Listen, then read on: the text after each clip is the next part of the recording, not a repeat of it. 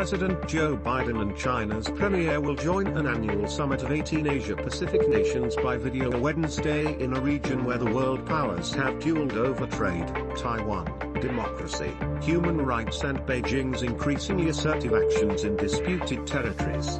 Russian President Vladimir Putin will also speak at the East Asia Summit.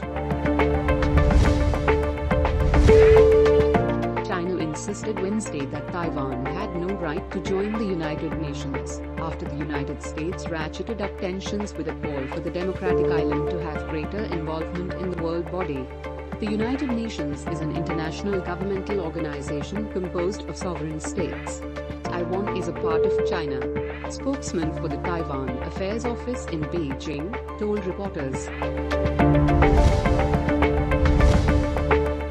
The Biden administration has voiced opposition to settlement expansion plans by Israel in the West Bank, saying that they damage the prospects for a two-state solution in a rare criticism of its Israeli allies. On Monday, the United Nations also expressed concern about the Israeli announcement, saying that all settlements are illegal under international law. An attack in Iraq resulted in 11 dead and more than a dozen wounded, security sources told foreign media.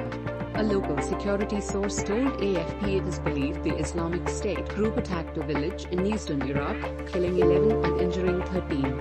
UN report stated there were 10,000 active Islamic State fighters in Iraq and Syria. Violence has been on the rise in the Bangladesh's sprawling cluster of refugee settlements, with armed gangs vying for power and kidnapping opponents.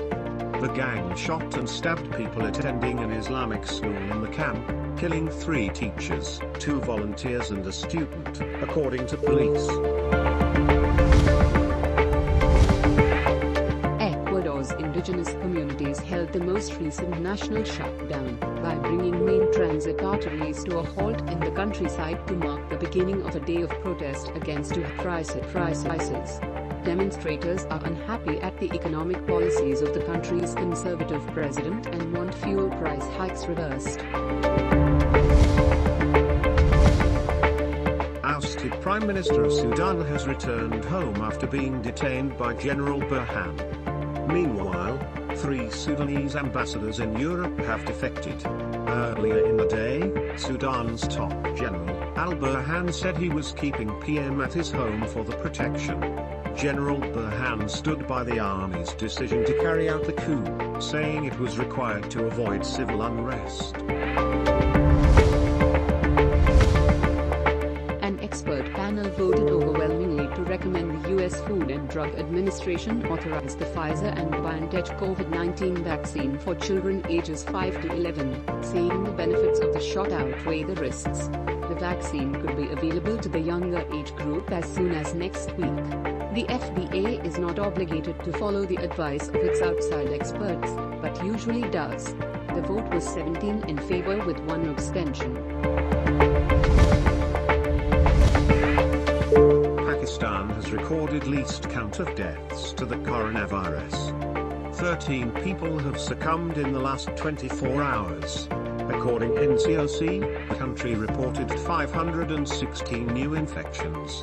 The positivity rate was at 1.34%. President of Pakistan said that the hearts of Kashmiris beat with us when they share our joys at a cricket match. They are prosecuted. Shame on the Indian government.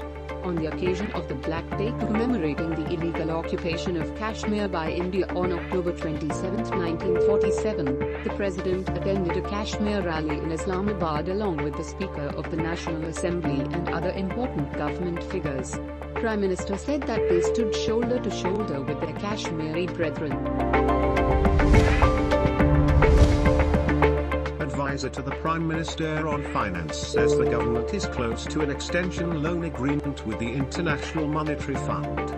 In a press conference in Islamabad, he said that Saudi Arabia will provide $3 billion to improve its foreign exchange reserves, which is very useful for us.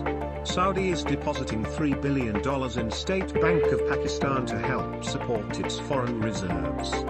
The fund added that an official directive was issued to supply $1.2 billion to finance Pakistan's oil products trade during the year. The currency market bounced back on Wednesday to gain 2 rupees and 27 paise against the US dollar in intraday trading in the interbank market after Saudi Arabia announced a support package of $4.2 billion for Pakistan, traders and bankers said.